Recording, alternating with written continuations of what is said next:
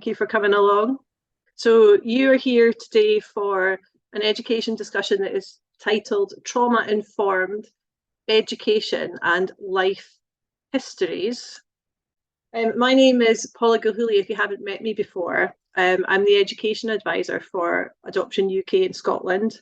I'm an adoptive parent and I'm a Support for Learning teacher. I've worked in education for over 20 years now in different roles.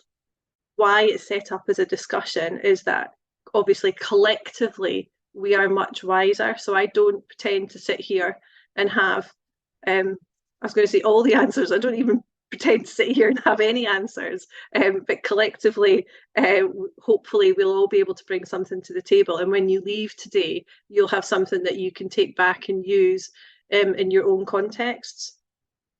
And it's great if we've got parents, educators and professionals, because then we've got that mix of points of view.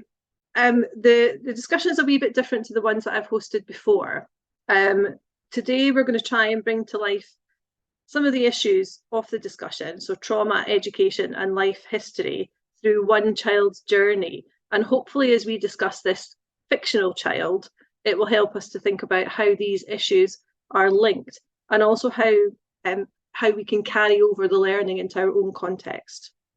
So I come with the dual experience of living experience of adoptive parent and support for learning teacher, but I don't have the experience of somebody that has lived through the care system or the lived experience of an adopted person. So if you do, then please make sure that your contribution is heard very loudly, because I think it's the most central point. My aim is to get us thinking about how we can support our children through school experiences and the different parenting and school supports that might be available to us. I'm not a therapist and I'm not a psychologist and I'm definitely not a scientist. If your child needs psychological services, then CAMHS, GP or social services would be your route to that kind of support. And there might be moments today when the discussion is triggering. So please take breaks when you need to. We know that every child needs the same things to thrive. We know that they need a stable home and strong, loving relationships. But when our children don't have that from the very start, their second or third or fourth families and school communities need to work harder to make sure that our child gets what they need to flourish. And unfortunately, this discussion begins with trauma. I don't want to offend anyone. It's a made-up story. And for some, the story won't go far enough to illustrate what your child has endured. And for other people, the story that I'm about to tell you might be hard to hear. So I'm going to start off by telling you a wee bit about baby Brian. And I'm going to start with some very early history. And the reason for that is that many of the people that come into Brian's life during his school years in particular will either not know what I'm going to tell you, or it will have been forgotten, possibly buried under more pressing, not memories, but things that Brian is doing in the moment. So Brian's mum grew up in a chaotic household where there wasn't a lot of connection. Their verbal abuse, physical abuse were commonplace. And when she became a teenager, she was relieved to spend some time out of the house. And she had several relationships which ended badly, and on more than one occasion was abused by the boy that she was seeing. At 17, unaware that she was pregnant, she continued to take recreational drugs and drink as normal. And one night, after getting into a fight with a friend of a friend, she ended up in hospital with burn marks and bruises.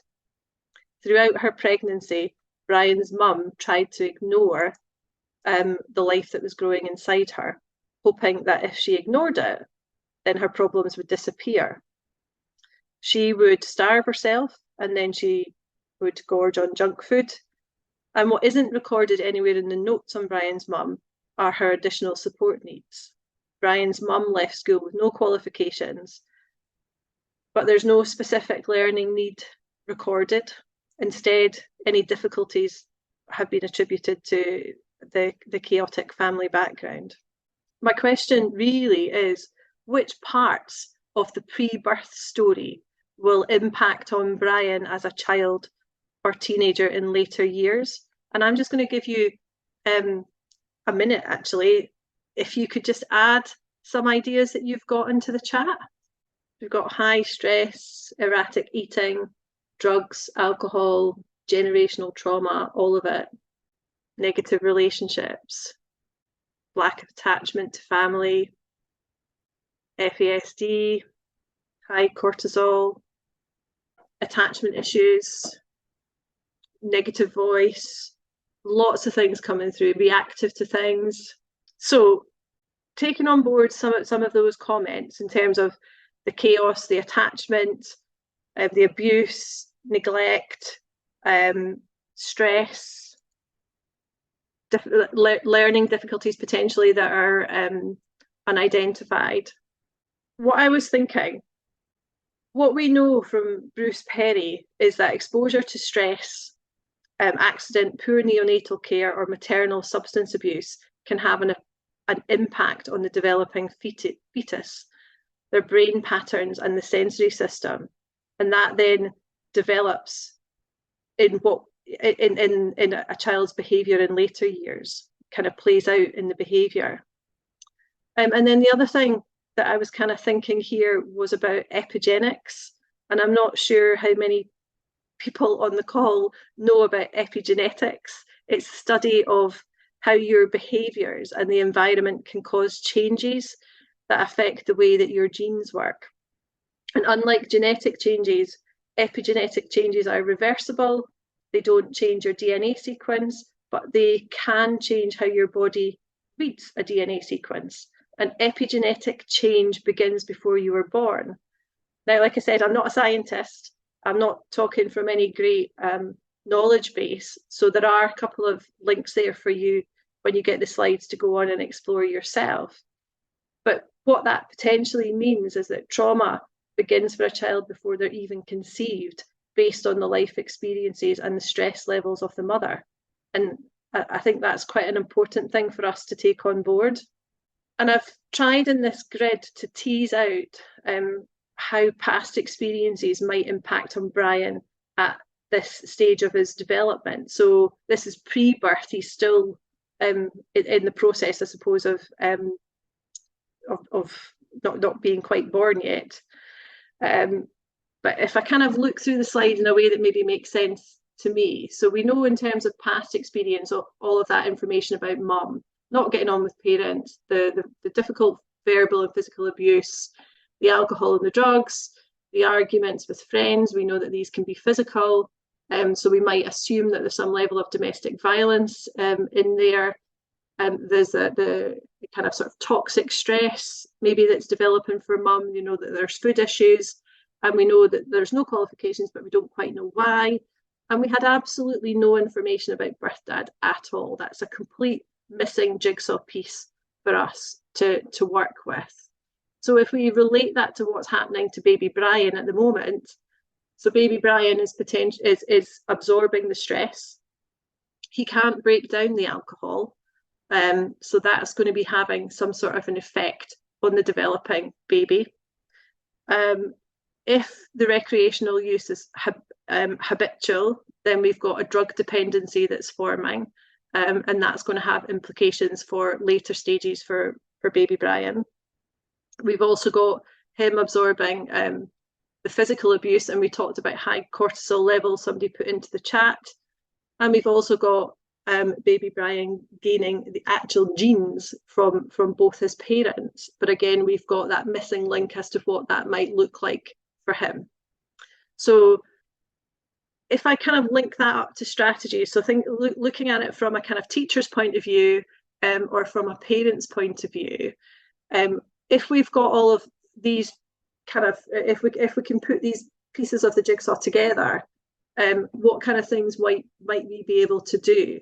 I think for me, the importance of capturing life story details of that wider family network. So if we can capture as much information about birth parents, what what they're like, what the birth family network might look like, then that's information that Brian is going to need or want to know at some point later on in his life. But it's also information that maybe will help us to make sense of Brian as a person, even if it's simple things like where your musical talent comes from, or that you have difficulty with a particular something.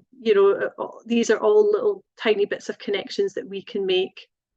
I think as a parent, if I am a kinship carer or foster carer or adoptive parent, then I would be wanting to find out as much about adverse childhood experiences as I could, and how that is going to potentially affect my child's coping strategies. I'm also going to want to find out how I can combat them, because obviously adverse childhood experiences, if you know that they exist, there's lots of things then that you can do to combat that. So I would be looking to find out what those things are. Relationships, steady relationships, going to be there at the top of that list, and all about how we can establish connections with Brian. I would be looking to find out all about the effects of alcohol on the baby. And I think this is really very important for educators. Certainly in my school context, we do not have on our school roll very many children that have a diagnosis of FASD, but we know we have an awful lot of evidence to suggest that the impact of prenatal alcohol exposure on the baby can be very dramatic, and it's going to be a lifelong condition. So I would be looking at, what are those effects? What can I do to support my child? And I would be researching all sorts of strategies before my child even came to me. There's not as much, if you're going to research the impact of drugs, there's not as much research out there. But you would certainly be wanting to take on board that as well. And I'd be looking at trying to prepare an environment that's going to be as soothing as possible for my child when my child comes home, because I'll get to that on the next slide. And again, you might want to find out about epigenetics, especially if you've not come across that before. And you'd probably be wanting to explore attachment-based practices, particularly because of what you know about the birth parents' relationships with her parents, but also because you know that this particular baby is going to be impacted by neglect right from the womb going forward. So you'd be looking at how can you help that child to repair. So those are kind of, we're going to use this grid at various different stages going forward. So baby Brian, if I move his story forward a little bit, baby Brian has neonatal abstinence syndrome when he's born. He's a NAS baby, and he was born prematurely. He began to show signs of withdrawal a few days after birth. He cried a lot and was irritable. He was sick and he had diarrhea. He was also quite a stiff baby, quite difficult to move muscles. And he had some time in a neonatal unit. And although his birth mum could visit him, she didn't pick him up when she was there. Brian's mum didn't engage with social services, and soon Brian was placed with an emergency foster family. Contact visits were arranged, and sometimes birth mum turned up and sometimes not. Brian cried when he was separated with his foster carer, and at his foster family, when he was there, Brian was really well looked after by his foster parents and their 10-year-old daughter. The other thing to know maybe is that Brian was, it was hard to get him to use the milk bottle. He would scream through feeds, and it took, quite a long time to work out that he had difficulties with the sucking and the suck, swallow, breathe reflex. He did have contact visits for 13 months, during which time it was decided that the best route for Brian in terms of permanence would be adoption. And he moved to his adoptive family 2 weeks after introductions. Adoptive parents gradually got to know Brian and his routines over this period, but the advice that they were given was not to contact foster carers for at least 6 months. So if we kind of do a quick check on where he is now, and remember that every child deserves a stable, loving home and loving relationships. And this is really important because to give Brian what he needs to thrive, we need to parent him differently because of his traumatic early life experiences. We need to think about the developmental experiences that were interrupted for him and how his brain and body are interpreting the world. So to help him thrive, as is every child's right, we need to put strategies in place to support or replicate those early experiences that he missed. For example, to bond with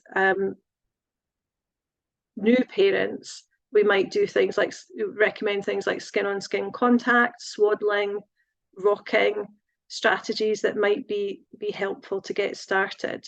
And we might expect foster parents, kinship carers, adoptive parents to nurture Brian as a kind of younger baby for longer, so that he has the experiences that he needs to meet developmental stages. So what else do we know about Brian? So we know that feeding was really traumatic for him, and Bruce Perry tells us that the brain processes information sequentially, and Dr. Bessel van der Kolk tells us that the body remembers. So does that mean that every time Brian eats or is offered food, it's going to trigger memories of discomfort from the past? So that's maybe something that we would think about. Maybe on top of that, if there's a neurological processing difference like ASD or FASD, which I don't talk about an awful lot in this, but that might come with maybe more inflexible thinking. So it's actually really hard to make that switch from, you know, these things maybe happened in the past, but I can do something in a new way now. You're maybe restricted a little bit by the way that your brain processes information.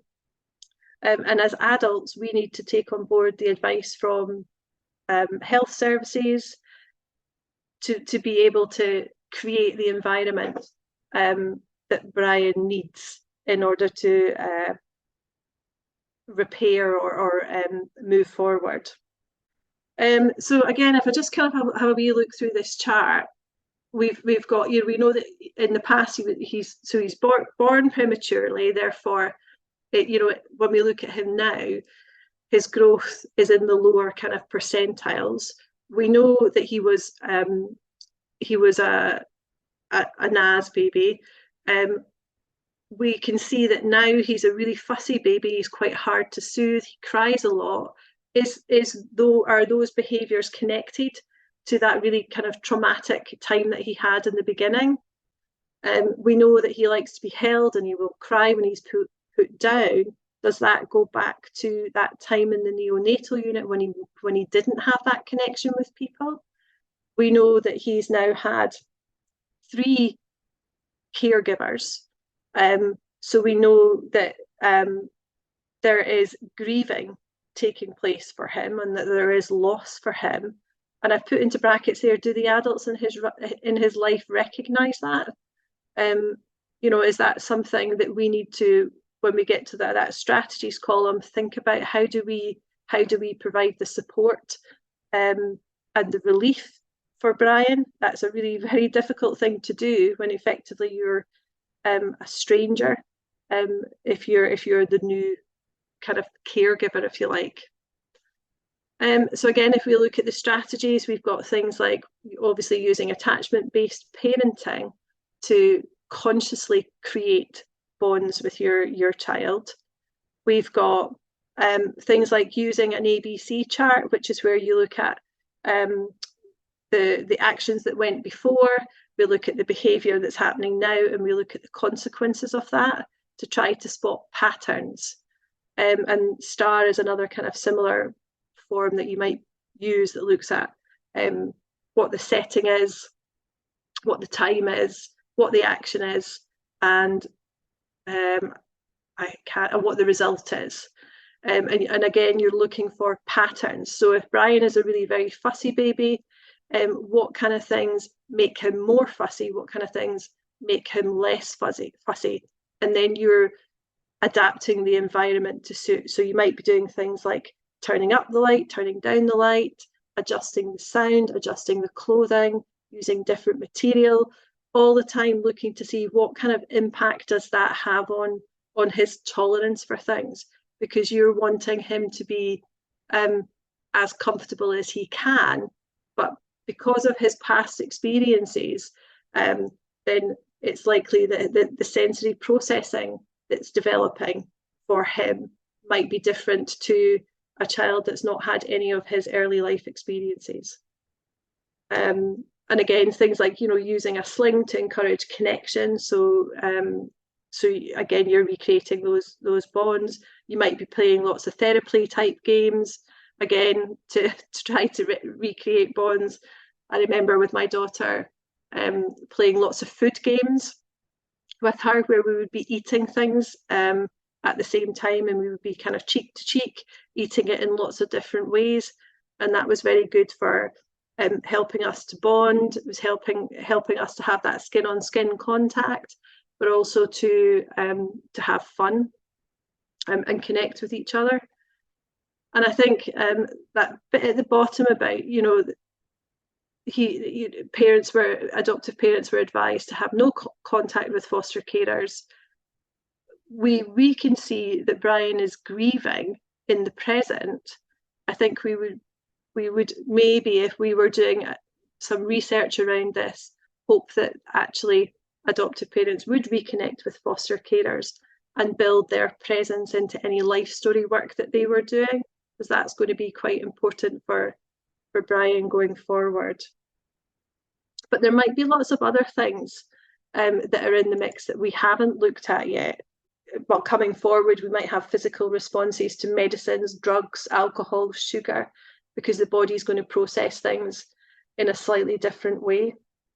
And in terms of premature, I didn't put into a kind of strategy there for educators or for parents to go and research what that means for babies that are born prematurely.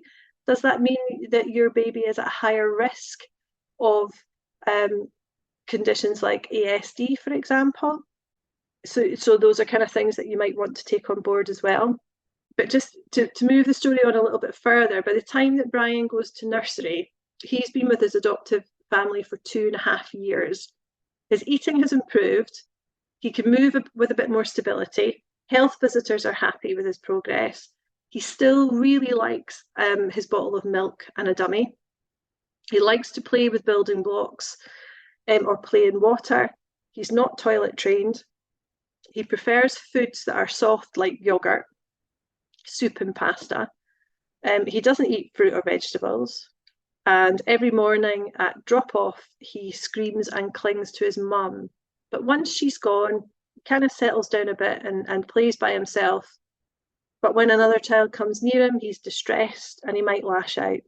And at bedtime, he doesn't settle, and he gets really upset if his parents try to leave him alone in the room. So if we think then about how trauma, life history, and education are all kind of connected, if you can have a wee think about what you know about the story so far, can you link the present experiences, so where he is in the present, and I've kind of pulled out some of those things for you, can you link that to things that you know that have happened to him in the past, and then can you use that to think about some strategies? Just to reiterate, I think from my point of view, that for Brian, who has gone through tremendous change and adverse experiences in his very young life, it's really important to continue to facilitate nurturing experiences for as long as he needs them, because until we have met his developmental needs, then he is going to continue to have difficulty moving forward. So that means things like keeping up the milk, the carrying, the pushchairs, the swaddling, for as long as he needs to do those things. So my daughter was 5 when she came to live with me. I carried her about the house for ages. We went back and we closed gaps. I fed her out of a bottle. I wrapped her up. I changed her. We played games in the swimming pool right up until she was about 10, where I would throw a towel over the top of her and pretend that I couldn't find her, because she needed those early life experiences. And as long as I was meeting them, I was allowing her to I suppose, be a wee bit more secure with developmental stages. And now she's a big strapping child in S3. She's able to cope with more of the things that are expected of her now, because I've been able to plug those gaps, if you like. And for anybody here, the swimming pool is a fantastic place to replicate some of those early life experiences, because you're not restricted by weight bearing in the swimming pool. And likewise, we had a dummy right up into primary 2, because it was something that she had comfort from, and I couldn't take those things away from her until she was ready. And again, things like, the pull-up thing, I know as a parent that was something that I was really anxious about as well, because it took my child a really long time to reach the point where she was dry at night. But I think when I put that together with the developmental delay, I put it together with what I know now about what was happening for my child and their sensory system when it was being developed, it's okay that it took her longer to do those things, that she needed a bit more time. She's not meeting the same time frame with developmental stages that peers who didn't have her experiences are, and that is okay for her, as long as she is continuing to move forward. And again, with things like the food issue, I know lots of families I've spoken to in the past where it's a real problem that their child can't swallow food or eat proper chunks of food because of the things that have happened to them in the past. So, we can do lots of things, like we can play games with food, we can make it fun, we can use all the senses, we can have a pace attitude, we can make sure that they've got lots of things to eat that are their sensory preference, and we can put out little tasters of things for them to try. We can do things like, in terms of separation anxiety, we can do things like practicing hello, goodbye at calm times. We can practice those things through games. We can play peekaboo, hide and seek for a really long time. We can use transition objects. We can use smells from home. These are things that we can bring into the classroom as well. They're not just things that are things that we can do as parents at home, but if we can get educators to start thinking about those things and why they're important, we can get that crossover between the home and the school environment too. Because I think, and probably if you're a teacher, this is a really important thing. We have kids in our schools who are missing so many of these early developmental stages that, although they look like they are 10 and they're sitting in your class, developmentally in some aspects, they might be much further behind, and we need to meet that. And again, I can think of lots of families that I've spoken to whose child, when they go into primary 1, is in a different place, who've maybe not been with them for a full 5 years, who see more threats in the school environment, who need access to soothing environments, and they need access to a really connected relationship with an adult. And we actually have to, as educators, spend a lot more time thinking about how we do that, and bringing in some of these things like the TheraPlay games that will will consciously establish a connection that's at the kind of depth of connection that we need for our kids.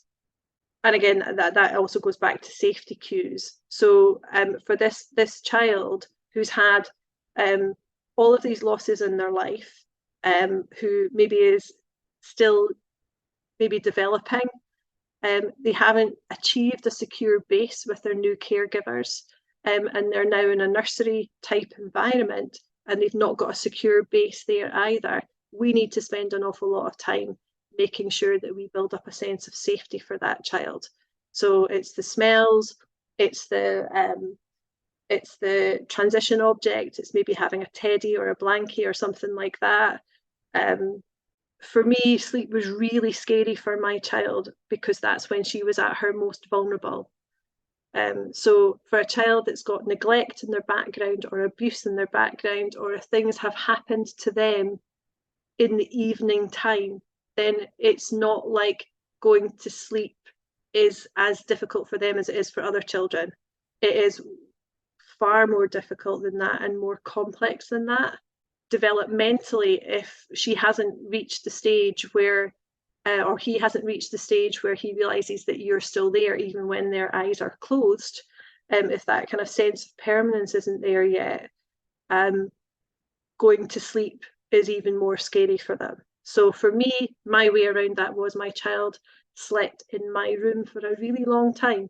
And she slept in my room until she got up one day in primary 7 and announced that she was ready to sleep in her own room, which was fantastic. That's what she needed to feel a sense of connection to me.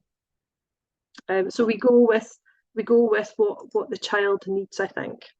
So the next, I might skip this one. The next one is starting primary school, and it's kind of really very similar. So we won't go into a breakout room for this one. That by the time that Brian reached primary school, and he'd been with his adoptive family for 4 years. We know he loves swimming, and well, actually, you can see it on the screen there. The past experiences that played into him. So we've still got the prenatal alcohol is still a factor for him. So that's going to affect things like sensory processing, executive function skills, your interoception sense. So things like if you're hungry or full, maybe he's not able to read those things. Executive function skills are all of those things that require you to plan, organize, do, regulate your emotions. Those are things that are impacted for him because of his early experiences with prenatal alcohol and drugs. So of course he still has difficulty controlling his emotions. Of course he's still wet at night. Of course he can't tell when he's hungry, and when he's hungry he gets angry and he lashes out. We can see those connections. And I would say the family are right to be concerned about primary 1, because primary school is all about being able to regulate your emotions and take on board new learning. And that's going to be really difficult for him because his executive function skills require more support. There's lots of transitions at primary school where you're moving from one thing to another. And again, that's going to be really difficult for him because your executive function skills, you would use that to be able to manage transitions. If I go back to the possibility that his level of prenatal alcohol might be bordering on an FASD diagnosis, a fetal alcohol diagnosis, then transitions might be more difficult because of that kind of processing type. Play is on his terms. Again, his development might be a little bit slower compared to peers who didn't have his experience. He's gaining a reputation as a naughty boy because he's behaving at a much younger stage, perhaps in comparison to peers, but also because of those difficulties with executive function and processing. And at the bottom there, I've got that he doesn't like to talk about adoption. Maybe part of that is because adoption is linked, to the loss of foster carers, or maybe he doesn't know enough about adoption yet. So in terms of looking to meet his needs and support his life history and support education, we are his brain. So we take over, or not take over, but we model, we co-regulate with him, we connect with him, we soothe him, we show him, we host a kind of do-over. We do things in games to help him with over-learning. We make sure he's got lots of play experiences that are really kind of early play for longer. We make transitions as predictable as possible. We use visuals, we use sound countdowns. We think about things like if we know that something is going to be really quite difficult for him, we make sure that he's got something nice before and after. We always think about the sensory environment for him because we want to reduce the stress as much as possible. We do things like we make sure he's got snacks all the way through his day, so we can try to preempt the real kind of hunger slump. And we make sure that we pass that information on to educators. And we hope that the educator that we're talking to doesn't say to us, but he's just like every child gets dysregulated when they're hungry. We hope that the educator will be able to take on board the fact that for this particular child, if we look back through their history and their early life, actually there is a really important link between his pre-birth in his early life to why actually there's a real deep connection between his body being hungry and then a kind of survival instinct kicking in. So I'll just move on. So the next one was kind of upper primary. Now let me have a think. He's coming up for 10. The expectation is that he has learned certain skills. And it's good at school actually because Brian has developed relationships with school staff. He's got support for learning literacy and nurture. He goes to forest school one morning a week. Lots of care experienced children might benefit from something like that. But hygiene is an issue for him. He doesn't like showers and he can go for over a week without one. So his body odour is becoming a bit of an issue for staff and for other kids. He's often in trouble at school for rough play and making silly choices. So last week, the head teacher had to see him about the names he was shouting in the playground, and he was kicking classmates when he lost at football. And actually, the playground is where a lot of his issues take place. He finds schoolwork really hard. He says it's boring. He will often resort to distraction to avoid the task. The teacher recently sent him out for playing with his juice bottle, which had burst and went over everything. Other parents are beginning to complain about him. He's no longer invited to social events, to birthday parties and things like that. He's begun to swear at home, and he's recently stopped responding to curfews. So his parents are worried about his lack of progress in literacy and maths. They've asked for a meeting with school to discuss his needs. And Brian has also started asking more difficult questions about his birth family and why he can't see them. So that gives you a kind of, that's where we're up to with Brian now. So if you think back to all the things that you know so far, you know, at your GIRFIC meetings, if you can get school staff to go back and track with you what's happened to your child from the beginning and pick out the resonant points to why this is so difficult for my child and why they actually need more support from the adult in the playground to be able to regulate your child, or how maybe they need slightly smaller, more structured play environments, and then they will be able to manage. Yeah, and the other thing to do, part of my role within the organisation is to offer something called education consultations, where I can meet with families who have a particular school issue that they're looking at, and we kind of discuss the needs of their child, and we look around about that in terms of supports that you can use at home, that school can use at home, but that's a service that I can offer to school staff as well. The other thing kind of for that from my point of view are things like zones of regulation. We're trying to get people in tune with their bodies and the things that increase their energy level, decrease their energy level, and how you can actively move up and down the different energy levels for the environment that you happen to be in. Alice or Alison, I know you're kind of sitting there and I have not actually let anybody else speak, but if you want to say anything, please do. we were kind of talking a little bit about scaffolding and how we often talk about scaffolding in the classroom, but also that there's a need to scaffold in the playground as well, scaffold the learning that you're doing in the playground and provide because it is learning if you don't really understand, you know, the social rules, or you're maybe got a spiky profile because you've got FASD, so you're a bit behind socially, or you're a bit behind in different kind of realms of learning. So that was one of the things that we were looking at, and then we had a bit of a discussion about just you and me about PDA.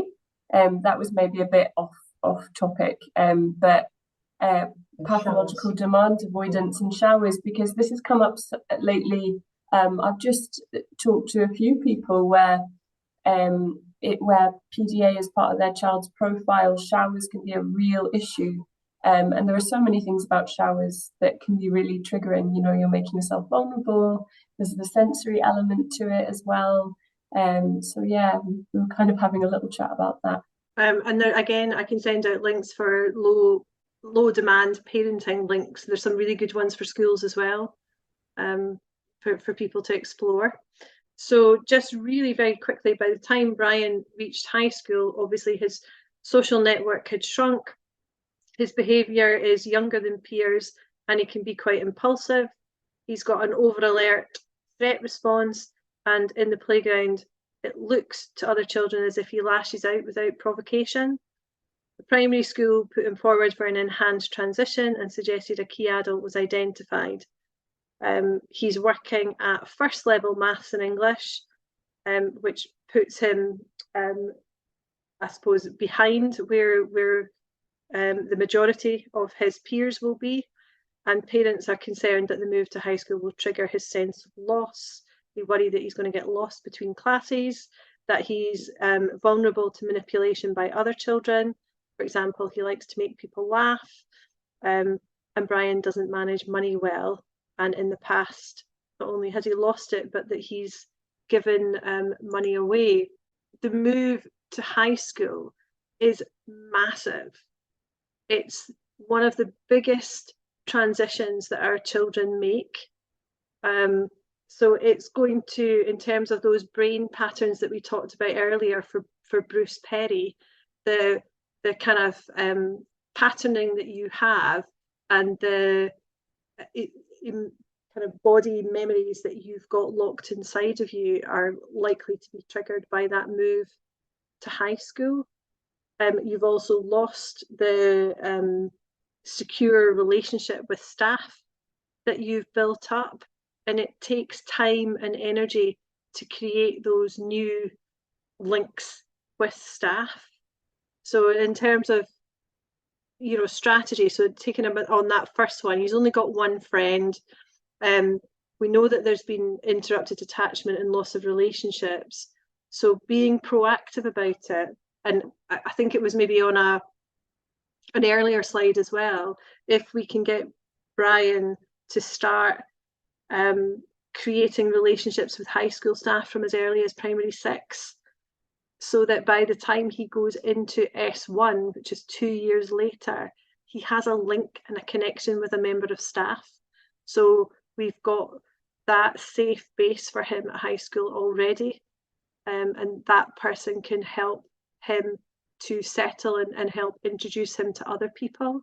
If we can put a mentor in place for him, so organisations like People Know How, for example, which operate in my local authority, offer a transition programme where they will work in school and at home over that transition period. That might be something that will help to act as a support bridge for Brian. In terms of, again, the prenatal alcohol, the nervous system, we know that he's impulsive, he likes to make people laugh. So again, we're thinking about regulation. So we mentioned zones of regulation earlier. We might also do things like embrace the sense of humour. We might look at senses of humour in different contexts. We might talk about relationships or humour that we see in TV shows and why they are or aren't appropriate in certain places, without necessarily bringing it back to him and pinning him down to account for his own sense of humour, but helping him to make connections. Regulating emotions. The link to EPIC is a link to Edinburgh University and their psychological interventions that support neurodiverse learners. So if there is prenatal alcohol, he might have a neurodiverse profile type, so processing information in a particular way. We might need to do more scaffolding to support him. What else have we got there?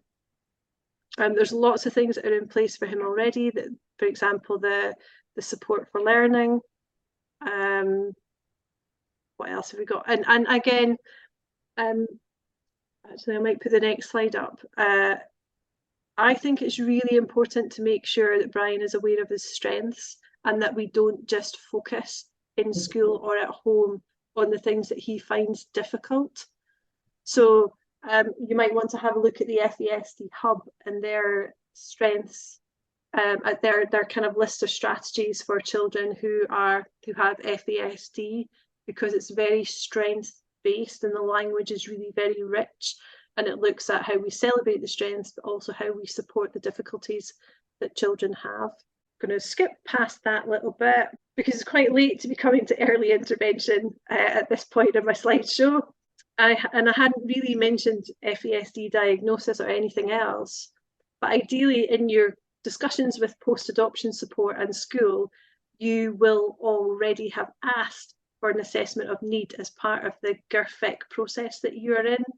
So GIRFEC is the Getting It Right for Every Child process. And at any point that you think things are not right for your child, you can ask for an assessment of need. You can think about the Shinari indicators, so whether your child is safe, healthy, active, achieving, nurtured, respected, included, and make sure you're covering the whole spectrum of need and not just the academic. And for me, early intervention means you embrace the life story aspect of this. However hard that is for you, it's really necessary for you to help your child process the things that have happened to them so that they can get their heads around who they are. So speak to post-adoption support for advice and guidance around this. We also have a PATH service, the Psychological and Therapy Hub, which can support families with some of these things as well. And again, I can put links into the follow-up for you to investigate that. Make sure you utilise and build your own support networks. For my parents' generation, there was lots of extended family wrapped around me to support me and to support my parents. We don't have that for parents anymore. The kind of family network has shrunk. But Adoption UK, the FESD Hub, Who Cares Scotland, local authority groups, school can be your extended family. So make sure you kind of embrace the supports that might be out there. As a support for learning teacher, I see neurodivergent thinking all the time. It's responsible for innovation. It's the characteristic we see in our greatest leaders. If your child is neurodivergent, if they have an FESD profile, or they have ADHD, or they've got sensory processing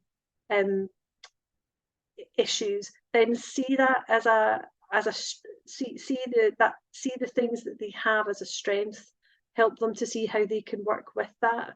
Give them opportunities to shine in particular environments. Construct the environment for them, and try and minimise the use of difficulties. I think we all respond really well when we go in on a positive. Some of the issues are really quite close to home, so if you do need to contact us, please do. You'll get the details there.